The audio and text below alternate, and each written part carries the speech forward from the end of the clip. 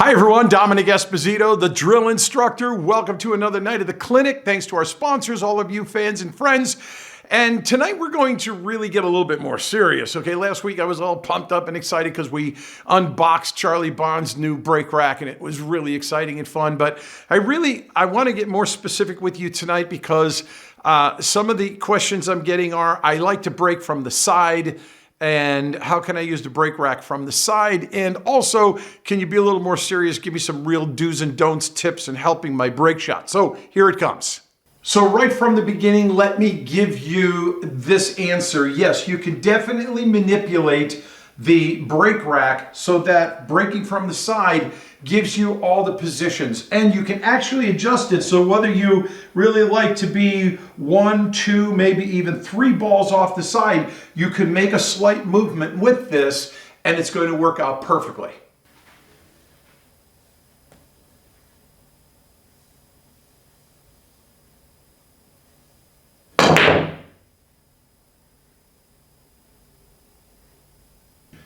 If I slightly turn it a little bit more and adjust it, I can get it to point directly here now to the kitchen if I want to begin just practicing brake shots from here.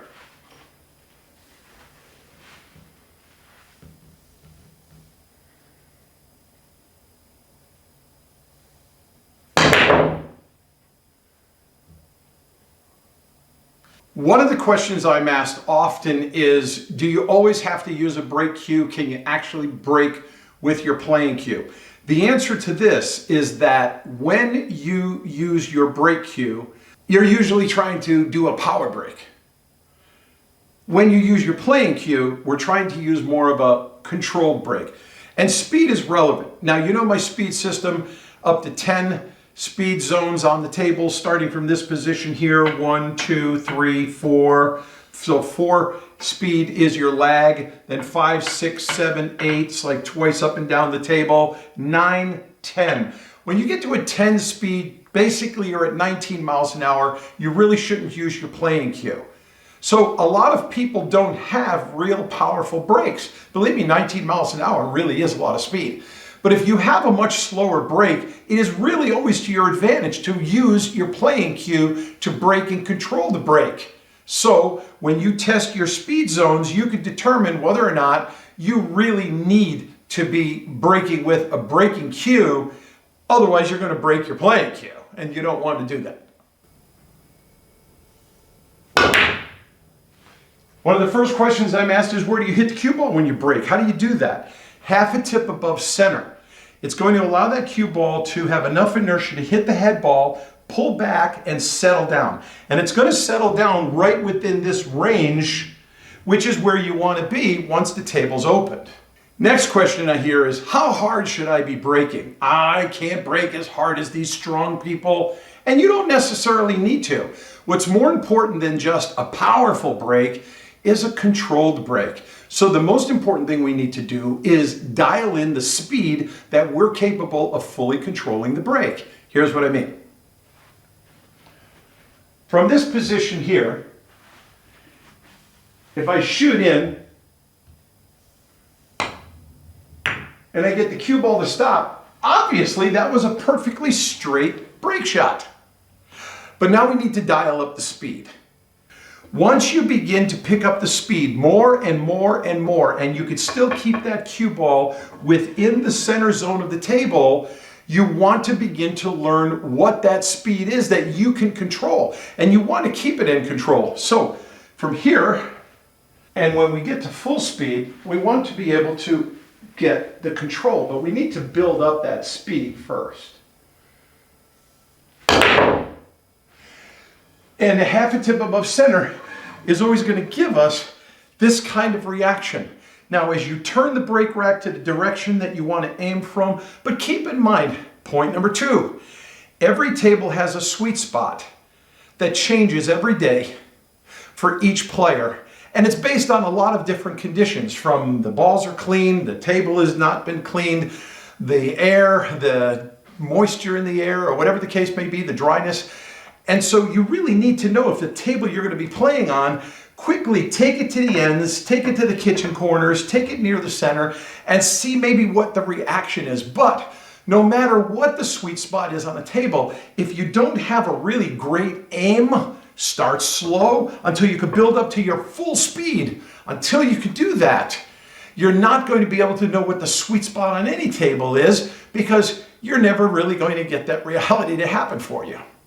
Some of the other things that are so critical is to determine whether you do like chalk or you don't like chalk.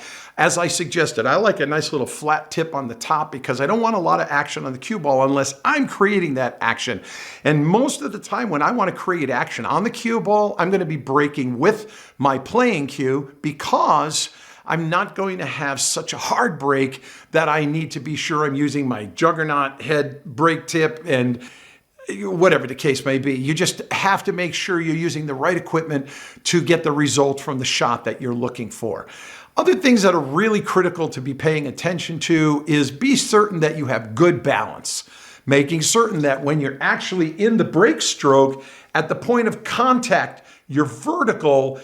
I see a lot of players, by the time they make contact with the ball, here is their contact, and they're already past their vertical point. So they've already lost a lot of the power that they can have into the momentum of their follow through. And so that's a big deal for you to think about. You also want to be very careful that you're not hitting the ball and your arm is still back, because now you've lost a lot of power.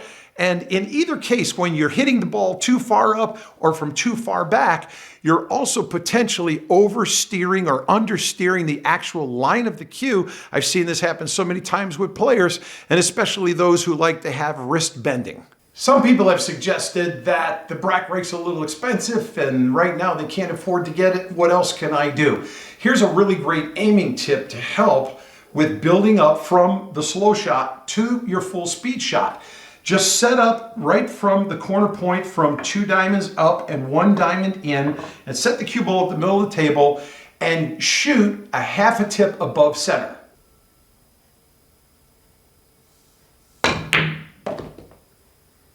When I can make the cue ball follow right behind that ball into the hole, that means I hit it with perfect aim. Now I'm actually using the break cue, and I did hit that with a half a tip above center. And now you see how that ball just trailed in and followed. That means my aim was absolutely dead straight.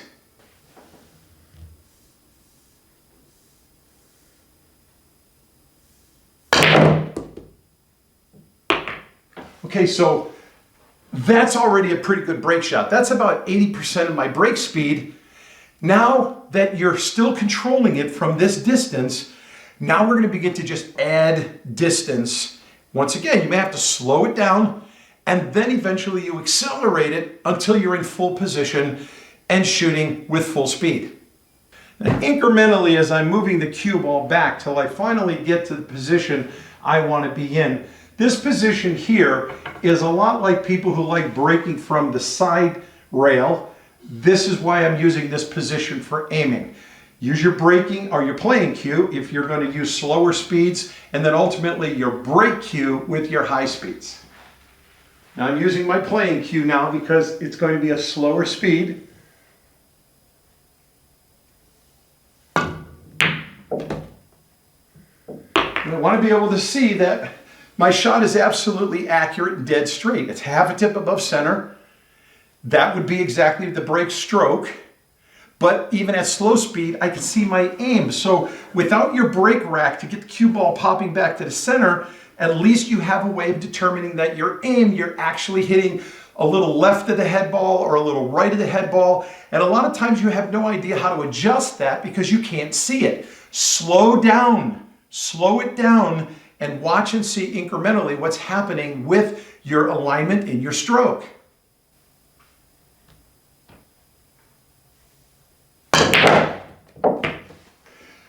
So eventually, as you pick up your break speed, now that technically was more of about a 9-speed, 8 to 9-speed shot stroke. The reason is because if I hit one single ball with my break cue at 19 miles an hour, it's very likely some of these balls could start jumping and flying. But Nonetheless, that is an acceptable brake speed and probably the brake speed of the majority of pool players on any given league night. Now, as I've said to you before, in Charlie Bond's braking book, there's a lot of technical information that really goes into real detail if you really want to become a true expert with your brake shot. Also, you want to know that the Boot Camp Tactics book also has a lot of braking drills, and especially it comes with the very important 10 do's and the 10 don'ts of what's going on with your brake shot. So that being said, thanks so much for joining me. And if you can get a brake rack, even if you just put a couple of bucks a week aside as if you had an extra free lunch, and by the end of a few months, you should be able to buy one with no trouble. Just make sure you tell them the drill instructor advised me to buy this because that's going to help. Anyway, not help because I'm going to get a commission, but it's going to help you. Anyway, aim straight, shoot straight, split the pockets. That's the drill instructor way. And I'll look forward to seeing you next time.